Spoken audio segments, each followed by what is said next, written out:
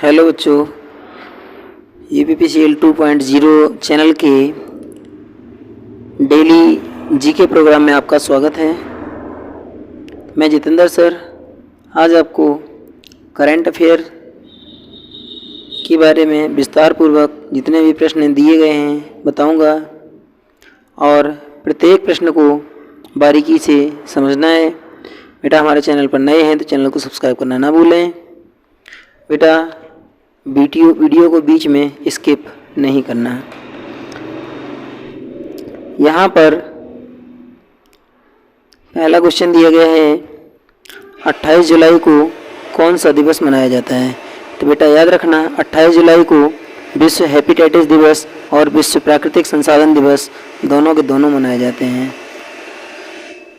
यहाँ पर हेपेटाइटिस जो दिवस है, हेपेटाइटिस दिवस 28 जुलाई को मनाया जाता है और इसमें जो हृदय होता है, हृदय रोग से संबंधित बीमारियां होती हैं, इसमें हृदय में इंसुलिन वगैरह आ जाती है। और हेपेटाइटिस जो होता है बेटा A, B, C, D और E 5 प्रकार का होता है। इसमें से B और E टाइप का हेपेटाइटिस थोड़ा सा खतरनाक होता है और बाकी के हेपेटाइटिस जो A, C, D हैं ये स्वतः ही ठीक हो जाते हैं। बेटा इसी डेट में आपका विश्व प्राकृतिक संसाधन दिवस, संरक्षण दिवस भी मनाया जाता है। नेक्स्ट है अम्बुबाची मेला जून के महीने में हर साल कहाँ लगता है। बेटा याद रखना असम में कामाख्या मंदिर जो है यहाँ पर एक मेला लगता है जिसको अम्बुबाची मेला के नाम से जाना जाता है। यहाँ पर आपको कामाख्या मंदिर प्रसिद्ध दिखाया गया है, अम्बुबाची मेला यहाँ पर लगता हुआ है, ये कामाख्या मंदिर है। नेक्स्ट है अम्बुबाची मेला देवी कामाख्या के वार्षिक मासिक धर्म से का उत्सव है और यहाँ पर देवी कामाख्या जो है मासिक धर्म, यहाँ पर योनि की पूजा, योनि टाइप का एक पत्थर है, इसी की पूजा होती है। यहाँ किसी भी देवता की मूर्ति नहीं है। नेक्स्ट क्वेश्चन है एशिया में सबसे पहले साहित्य और शांति का नोबेल पुरस्कार किसे प्रदान किया गया है। तो बेटा याद रखना लता मंगेशकर को नोबेल पुरस्कार कभी नहीं मिला है और रविंद्रनाथ टैगोर को साहित्य का पहला और मदर टेरेसा को शांति का पहला नोबेल पुरस्कार प्रदान किया गया था। बेटा ये मदर टेरेसा जी हैं। यहाँ रविंद्रनाथ टैगोर की जीवन परिचय, यहाँ पर 7 मई 1861 ईस्वी को कोलकाता में रविंद्रनाथ जी का जन्म हुआ था और 7 अगस्त 1941 ईस्वी को इनकी मृत्यु हो गई थी। ये अंग्रेजी, बांग्ला, फारसी, हिंदी बहुत सारी भाषाओं का इनको ज्ञान था। और बेटा जो रविंद्रनाथ टैगोर हैं, रविंद्रनाथ टैगोर का बचपन का नाम रवि था, याद रखेंगे बचपन का नाम रवि था।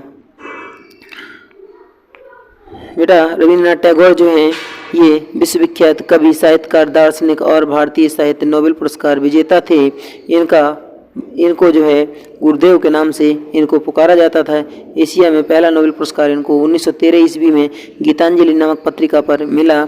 इन्होंने भारत का राष्ट्रगान जन गण मन और बांग्लादेश का राष्ट्रगान आमार सोनार बांग्ला लिखा था और गाया भी था। इन्हीं ने राष्ट्रगान को जो है संगीतबद्ध किया था।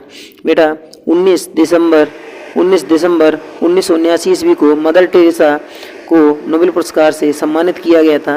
ये तीसरी भारतीय ऐसी महिला थी जिनको विश्व में ये सम्मान प्रदान किया गया था। बेटा जो मदर टेरेसा थी ये रोमन कैथोलिक चर्च कोलकाता में इनको संत की उपाधि प्रदान की गई थी। बेटा इन्होंने स्वेच्छा से 1948 ईस्वी में भारत की नागरिकता ले ली थी। इन्हें मदर टेरेसा को गटर का संत भी कहा जाता है। बेटा मदर टेरेसा जो थी अल्बानियाई परिवार से थी, इसलिए इनका जन्म स्थान अल्बानिया माना जाता है।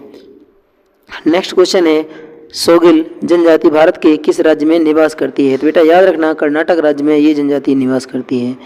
तो सोगिल जो है ये लगभग 30,000 के आसपास लोग हैं और इनका एक छोटा समुदाय है और ये शिकारी प्रवृत्ति के लोग हैं, शिकारी। और ये पहाड़ियों, कर्नाटक की पहाड़ियों में फैले हुए हैं।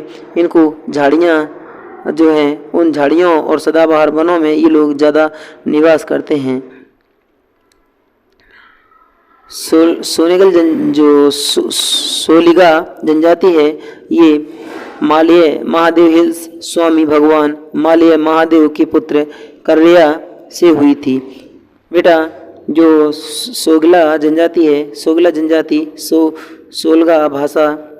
सोलिगा जनजाति है, सोलिगा भाषा बोलते हैं और इनकी ये मातृभाषा मानी जाती है, जबकि ये भाषा जो है द्रविड़ भाषा से संबंधित मानी जाती है।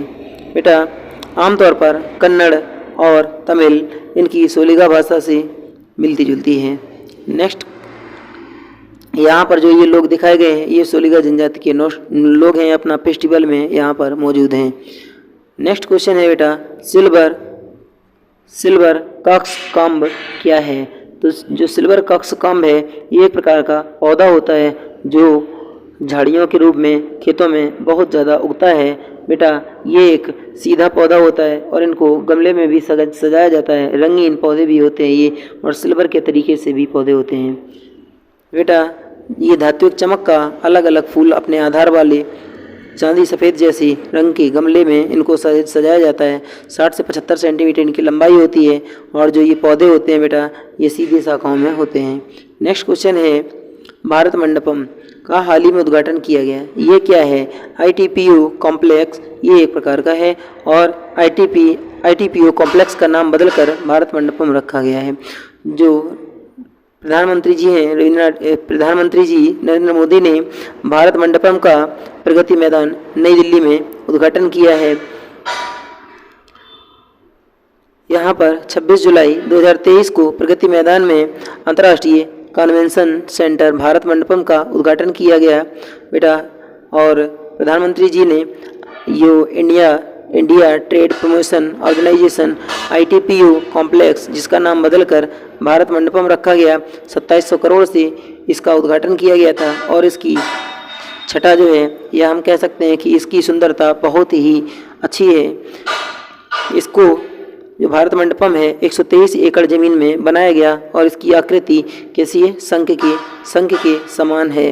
बेटा जो भारत मंडपम है ये नई दिल्ली में अंतर्राष्ट्रीय प्रदर्शनी सह सम्मेलन केंद्र परिसर में है। नेक्स्ट क्वेश्चन है, भारतीय AI के CEO कौन है? तो अभिषेक सिंह भारतीय AI CEO हैं। यहाँ पर देख सकते हैं कि जो अभिषेक सिंह हैं ये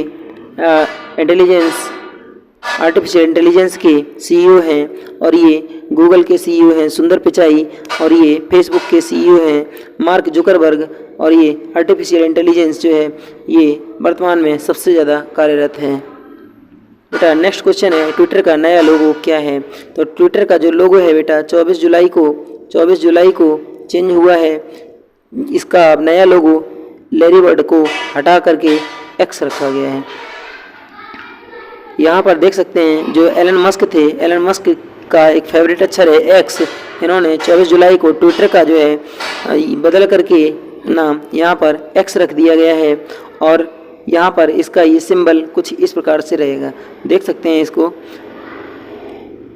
नेक्स्ट क्वेश्चन है, मलखम्ब किस राज्य का राज्य खेल है? तो बेटा याद रखना मध्य प्रदेश का राज्य खेल मलखम्ब है।